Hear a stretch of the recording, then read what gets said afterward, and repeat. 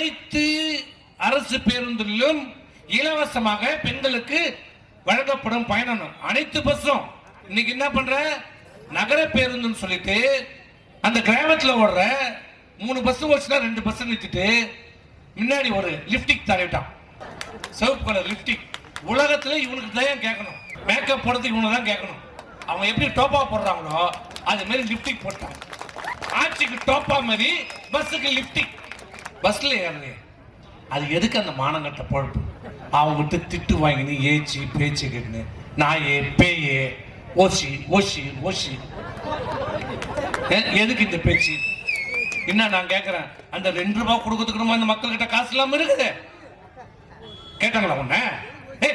தாலிக்கு தங்கத்தை குடுறா, என் பையன் படிக்கிறதுக்கு லேப்டாப்பை குடுறா, லேப்டாப்பை குடுறா, எனக்கு அம்மா கொடுத்த இலவச ஸ்கூட்டி குடுறா, நான் போறேன்.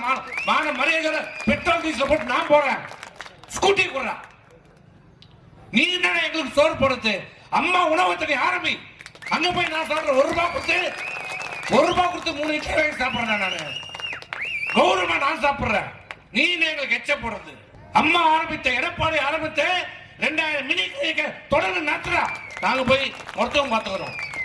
2000 மினி கிளினிக் ஒரே நாள்ல திறந்து சாதனை படைத்த முதலமைச்சர் எடப்பாடியார்.